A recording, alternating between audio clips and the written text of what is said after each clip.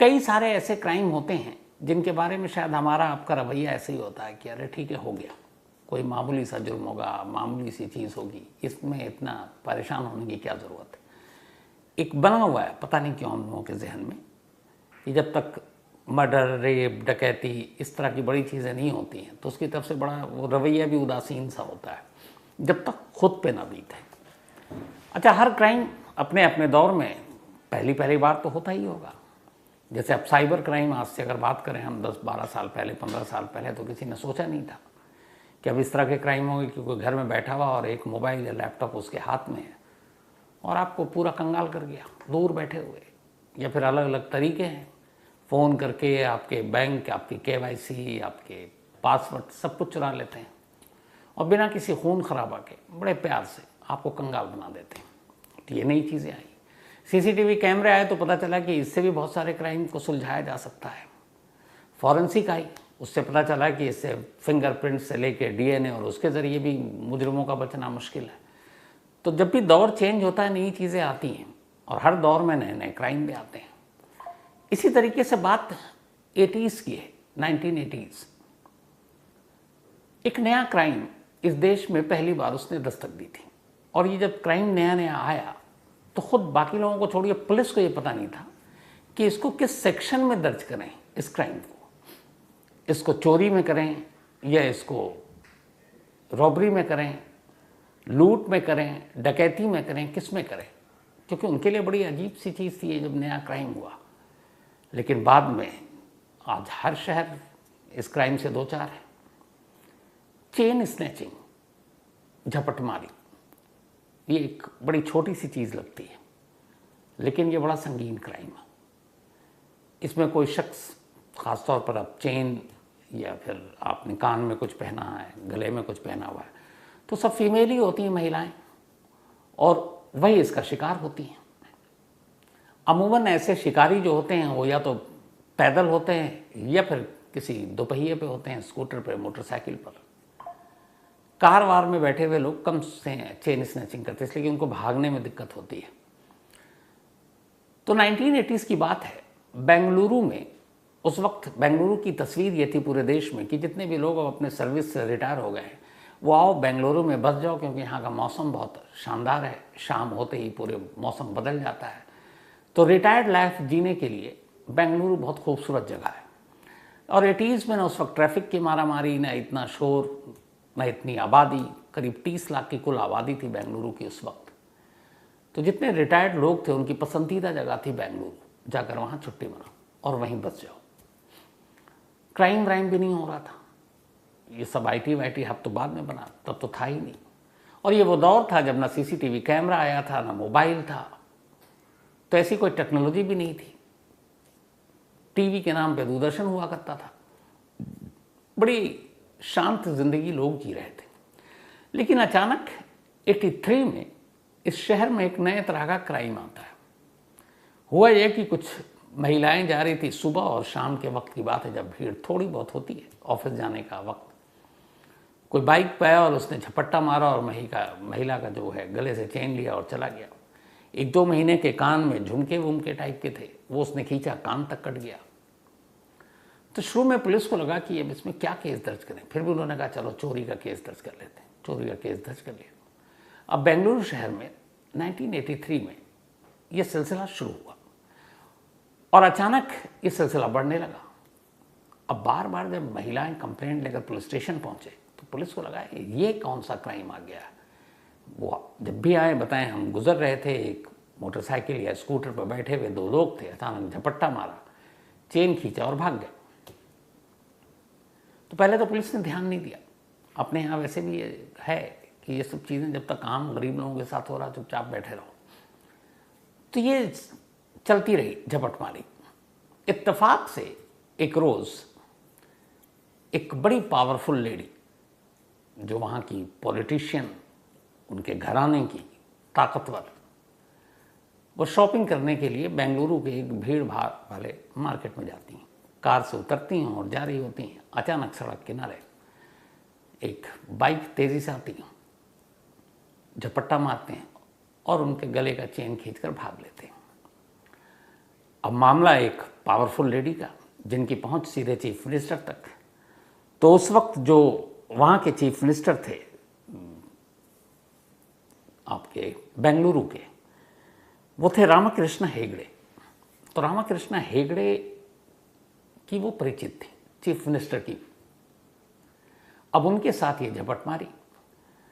अब इत्तेफाक से रामाकृष्ण हेगड़े तक ये बात पहुंची। और कमाल ये देखिए कि उन महिला की पहुंच उस वक्त के स्टेट के गवर्नर तक भी थी, और उस वक्त गवर्नर थे अशोक नाथ बनर्जी। तो अब एक चेन की झपटमारी होती है, एक चेन लूट कर चला जाता है, और स्टेट के दो सबसे पावरफुल इंसान, एक चीफ मिनिस्टर और एक गवर्नर, दोनों तक ये बात पहुंचती है। और दोनों फिर कहते हैं कि ये क्या है।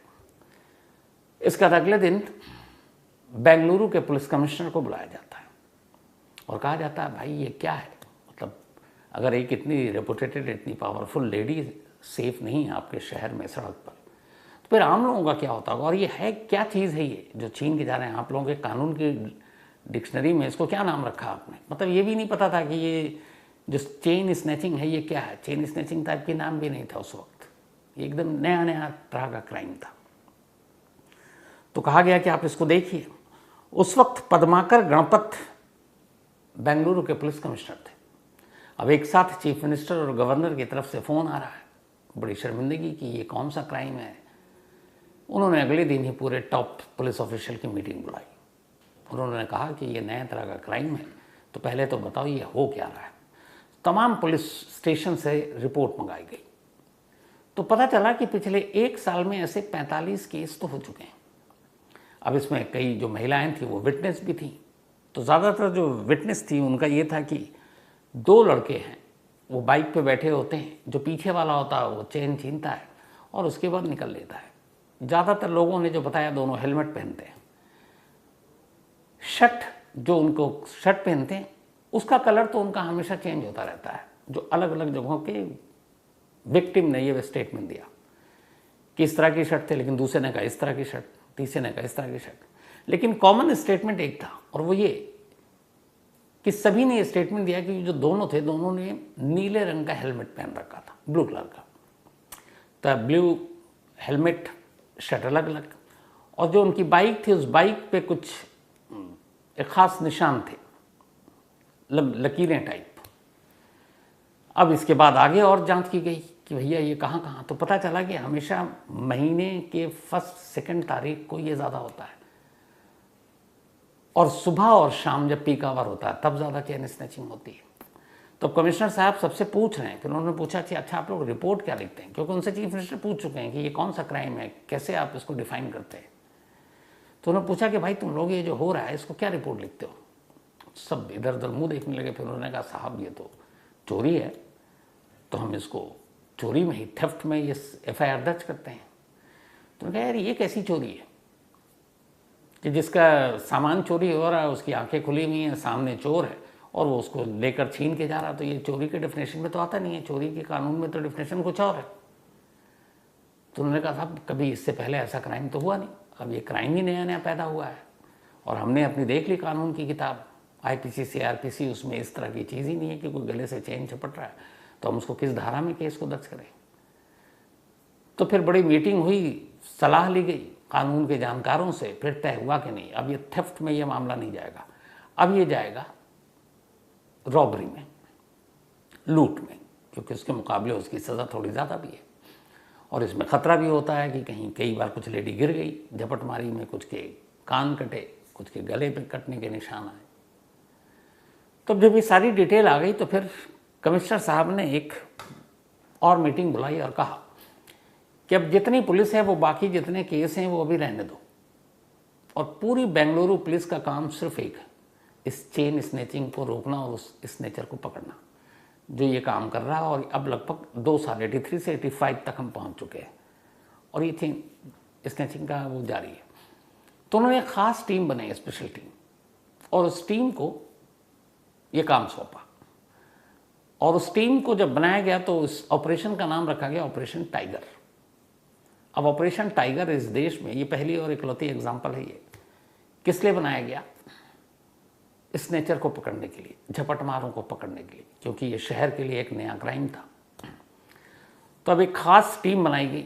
इस टीम में अलग अलग लोगों को लिया गया। इस टीम में एक ट्रैफिक के भी सब इंस्पेक्टर को लिया गया। उसकी वजह ये थी कि ट्रैफिक के लोग सड़क पर ज़्यादा होते हैं आमतौर पर पुलिस के मुकाबले, तो वो देखते हैं। तो एक ट्रैफिक जो सब इंस्पेक्टर काफ़ी तेज़ होशियार, तो उनको भी इस ऑपरेशन में शामिल किया गया और कहा गया कि आप भी इस टीम का हिस्सा है। अब ऑपरेशन टाइगर शुरू और कहा गया कि इसके अलावा बाकी केसेस को आप भूल जाओ, क्योंकि भैया ऑर्डर सीधे चीफ मिनिस्टर और गवर्नर के यहाँ ऑफिस से आया है। अब ये सब लग गए, टीम बन गई। लेकिन मजाक देखिए कि टीम बन गई, स्नैचिंग चालू। टीम बनने के बाद भी महीने में 15-20 चेन स्नैचिंग की घटना हो चुकी। अब टीम लगी रही किसी तरीके से पकड़ा जाए। तो बाकी धीरे धीरे उन्होंने हर थाने के जो डेटा थे उसको कलेक्ट किया। और इस टीम की एक ख़ास चीज़ थी, इनको ये बताया गया कि आज के बाद जिस दिन से टीम बनेगी, जब भी कोई स्नैचिंग की घटना होगी तो जो भी पुलिस वाला सबसे पहले उसको रिपोर्ट करता है या उसके सामने हुई, वो फ़ौरन कंट्रोल रूम के ज़रिए बेंगलुरु के हर पुलिस स्टेशन को ये मैसेज देगा कि इस जगह पर इतने बजे एक चेन स्नैचिंग हुई है। तो उससे क्या होगा कि कंट्रोल रूम को जब आप मैसेज देंगे तो जितने भी पुलिस स्टेशन हैं, वहाँ के जो लोग फील्ड में हैं, सड़क पर हैं, वो फ़ौरन सड़क पर होंगे और उस बाइक पर उनकी नज़र होगी जिस बाइक पर स्नेचर है। हालांकि ना उनके पास चेहरा है क्योंकि दोनों ने हेलमेट पहन रखा है, शर्ट हमेशा अलग अलग बदलता है, सिर्फ एक कि दोनों ने नीले रंग का हेलमेट पहना होता और हेलमेट नहीं बदला अभी तक। अब इस हेलमेट को भी ढूंढना शुरू किया। कई लोगों की रास्ते में टोपी उतारी गई यानी हेलमेट, पर अंदर से कोई और निकला। तो तमाम नीले हेलमेट वालों पे भी शामत आ गई, पर कोई फ़ायदा नहीं हुआ। चेन स्नैचिंग की घटना चलती रही। इसी दौरान में चूँकि कुछ ट्रैफिक पुलिस वालों को भी इसमें शामिल किया गया था, तो उनमें से जो एक ट्रैफिक पुलिस के सब इंस्पेक्टर थे, जिनके बारे में कहा जाता है कि बेहद काबिल हैं और अपनी ड्यूटी बड़े ईमानदारी से देते हैं, और कुछ चेन स्नैचिंग की घटनाओं के बाद फ़ौरन लोकल पुलिस का, हालांकि ये काम पुलिसिंग का है, मतलब जो थाने में पुलिस है, लॉ एंड ऑर्डर, ट्रैफिक का सिर्फ ट्रैफिक का काम होता है, लेकिन उन्होंने अपने अधिकार से आगे जाकर मदद की और लोकल पुलिस को भी भरोसे में लिया। तो ट्रैफिक के सब इंस्पेक्टर जिनका नाम अशोक कुमार है, उनको खासतौर पर इस ऑपरेशन टाइगर की टीम में शामिल किया गया था। लेकिन ये पता था कि जो स्नैचर है वो ख़तरनाक भी हो सकता है। पुलिस वालों के पास तो वेपन है, ट्रैफिक पुलिस के पास हथियार नहीं होते। तो उन्होंने स्पेशली कहा अशोक कुमार ने कि अगर कभी मेरा आमना सामना हो, क्योंकि मैं सड़क पे हूँ, ट्रैफिक हैंडल करता हूँ, और स्नैचर दिख जाए और वो मुझ पर हमला करे तो डिफेंड कैसे करूँगा। तो फिर उस वक्त ये एक नज़ीर तोड़ा गया और बाकायदा कमिश्नर के ऑर्डर पर जो अशोक कुमार ट्रैफिक का सब इंस्पेक्टर, उसको एक सर्विस रिवॉल्वर दिया गया। ये उससे पहले नहीं हुआ था। अब अशोक कुमार और उनके साथ एक कांस्टेबल था जिसका नाम अल्लाह बख्श, इनकी एक टीम थी। अल्लाह बख्श रिजर्व आर्म फोर्स से आया था और दोनों में दोस्ती भी थी। तो इनको यह कहा गया कि तुम चूँकि सड़क पर रहते हो तो थोड़ा तुम देखो, और नीले रंग के हेलमेट को तो ख़ास तौर पर देखो। तो ये दोनों बहुत देखते रहते हैं, लेकिन कोई फ़ायदा नहीं हुआ। अब आगे आए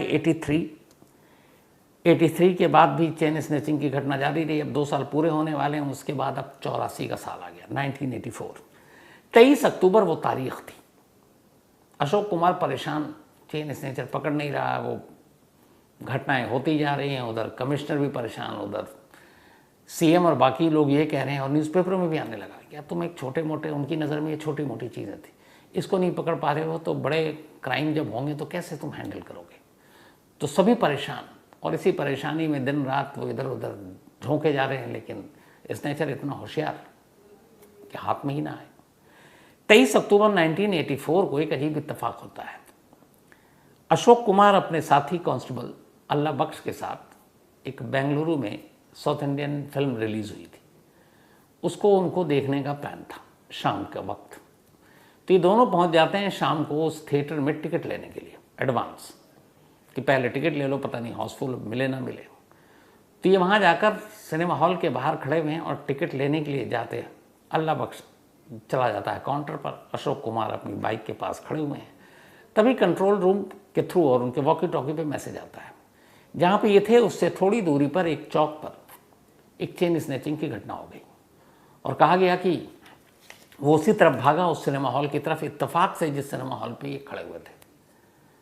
तो फ़ौरन अल्लाह बख्श को आवाज़ दी, कहा पीछे बैठो। पीछे बैठे, अब दोनों भागते हैं। अचानक थोड़ी दूरी पर, चूँकि वो जो फ़ोन करने वाले ने, जो कंट्रोल रूम से फ़ोन आया था वॉकी टॉकी पे, उसने बताया कि वही नीले रंग का हेलमेट है और बाइक पे ये ख़ास निशान है, और बाइक का कलर भी बताया, बाइक का मेक भी बताया, कंपनी भी बताई। अब वो उसी रूट पे भागे जो सिनेमा हॉल की तरफ जिधर से भागने की बात कही गई थी। थोड़ी दूरी पे जाने के बाद इन्होंने देखा कि एक मोटरसाइकिल पर 2 लोग नीले रंग के हेलमेट में, उनके बाइक का कलर वैसे ही, जो शर्ट का कलर बताया गया वो भी ऐसे ही है। वो समझ गए। अब इससे पहले कमिश्नर ने कहा था कि इतना परेशान हो गया कि मुझे कुछ नहीं मालूम, वो दोनों चाहे किसी भी कीमत पर पकड़ो, जिंदा पकड़ो, मुर्दा पकड़ो, गोली चलाने की नौबत है, गोली चलाओ। तो ऑर्डर ऊपर से था। अशोक कुमार ने अपनी सरकारी पिस्टल निकाली और फायर किया 2, लेकिन दोनों निशाना चूक गया। उसके बाद किसी तरह से हिम्मत दिखाई, उसके बराबर गए और अपनी बाइक उसकी बाइक से लड़ा दी। बाइक पलटी, वो दोनों गिर गए। तभी अचानक उनमें से एक ने चाकू निकाल लिया। अब चाकू निकाला, इधर इनकी पिस्टल नीचे गिर चुकी थी, तो इन्होंने अपना बेल्ट इतनी देर में खोला। उसके बाद फाइट हुई, और फाइट होने के बाद फिर तब तक लोगों की भीड़ जमा हो गई, लेकिन भीड़ में से एक भी मदद करने नहीं आया। खुद अल्लाह बख्श और ये जो अशोक कुमार, इन्होंने उसको काबू में किया। तब तक उसके बाद फिर मैसेज गई कंट्रोल रूम, और इत्तेफाक से कुछ मिनट में ही उस वक्त जो बेंगलुरु के कमिश्नर थे वो भी उसी मौके पर पहुंच गए।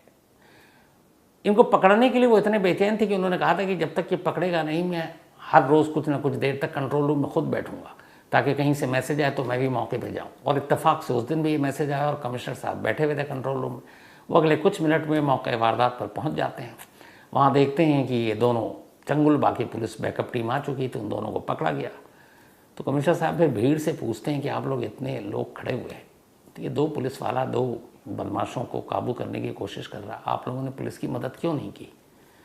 तो भीड़ का जवाब ये था कि सर, हमें तो ये लगा कि यहाँ फिल्म की शूटिंग चल रही है, क्योंकि आए दिन हमारे सड़कों पे साउथ की फिल्मों की शूटिंग चलती रहती, तो हम तो शूटिंग समझ कर देख रहे थे। तो कमिश्नर साहब हंसे कि ये शूटिंग देख के समझ रहे हैं कि ये गोली भी नकली होगी, और अगर जो सब इंस्पेक्टर ने गोली चलाई है वो सचमुच इधर उधर निशाना भटकता और किसी पब्लिक को लग जाती तो क्या हंगामा होता। तो खैर उन्होंने बताया कि भैया ये पिक्चर नहीं है, शूटिंग नहीं, ये है चेन स्नेचर। चेन स्नेचर का खौफ तब तक पूरे बेंगलुरु में हर एक के जहन में था। फिर तो क्या बात, पब्लिक गवाह थी। अगले दिन हर न्यूज़पेपर में जो अशोक कुमार और अल्लाह बख्श की तस्वीर, कमिश्नर साहब की वाहवाही, बात मुख्यमंत्री तक गई। मुख्यमंत्री ने इन दोनों को उस वक्त 1984 में 5000 ईच कैश प्राइज़ दिया। गवर्नर साहब की तरफ से अलग से मिला। इसके अलावा पुलिस की टीम ने कमिश्नर साहब की तरफ से अलग से मिला। कुछ सरकारी अलग अलग डिपार्टमेंट के लोगों ने दिया, क्योंकि सब अपनी अपनी महिलाओं के इस दहशत से वो थे कि कोई गहने पहन के ही बाहर नहीं जाती थी। तो जो अशोक कुमार सब इंस्पेक्टर हैं, उनके पास सिर्फ इनाम की रकम उस ज़माने में 48,000 कैश आया था, 48,000 रुपये।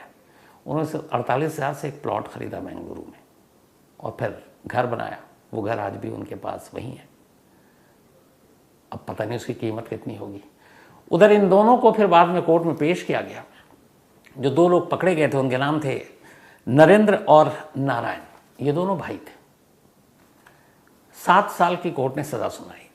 इस कहानी का सबसे दिलचस्प पहलू ये है कि नरेंद्र और नारायण जो है, ये वहाँ के एक पॉलिटिशियन के भाई थे, एक नेता थे। उस वक्त वो बहुत बड़े नेता नहीं थे, लेकिन बाद में नरेंद्र और नारायण, इन 2 झपटमारों चेन स्नेचर के जो बड़े भाई थे, कर्नाटका असेंबली का चुनाव भी लड़ा। सोचिए, जो 2-3 साल तक जिसके 2 भाइयों का खौफ था हर महिलाओं में, वो चुनाव भी लड़ता है। तो ये थी 80s की वो कहानी। इस देश में शायद झपटमारी या चेन स्नैचिंग की शुरुआत, आगाज़ यहीं से हुई थी। तो कहानी में आज इतना ही, लेकिन कहानी ख़त्म करूँ वही अपना सिलसिला। आज प्रीति शर्मा, इनका बर्थडे है, तो हैप्पी बर्थडे प्रीति जी। और ये भेजा है गौरव शर्मा जी ने। गौरव जी की पत्नी है प्रीति, और बिटिया इनकी श्रेया। सोनी कुमारी, इनका भी आज जन्मदिन है, तो हैप्पी बर्थडे सोनी जी। और ये भेजा गौरव शर्मा ने दिल्ली से। साथ ही सूरज यादव का भी आज बर्थडे है, तो हैप्पी बर्थडे सूरज। आदित्य लोहरी, इनका भी जन्मदिन है, तो हैप्पी बर्थडे आदित्य। और ये भेजा है प्रतीक पचौरी जी ने, and thank you so much आपके मेल के लिए। इसके अलावा मनीषा और नरेंद्र सुथार, इन दोनों की आज एनिवर्सरी है, तो मनीषा और नरेंद्र आप दोनों को बहुत बहुत बधाई। उमेश भुइयाँ, सोमा गांगुली, राहुल मंजुलकर, इसके अलावा गुरजीत संधू और बहुत सारे लोगों ने कहा कि कल की कहानी मैं बहुत पहले भी सुना चुका था। मुझे लगा नहीं, लेकिन फिर मैंने चेक किया तो याद आया कि हाँ शायद 2, 3 या 4 साल पहले सुनाई है। कमाल देखिए कि मुझे खुद पता नहीं कि वो कहानी मैं सुना चुका हूँ, वरना अमूमन जब ऐसा होता तो बीच में पकड़ लेता हूँ खुद को ही कि यार ये सुना चुका हूँ। कल वो ख्याल ही नहीं आया। शायद उसकी वजह ये है कि अब इतनी सारी कहानियाँ सुना चुका हूँ कि मैं ही भूल गया हूँ। और तो और मेरा छोड़िए, दीपक को भी पता नहीं था, लेकिन कभी कभी हो जाता है।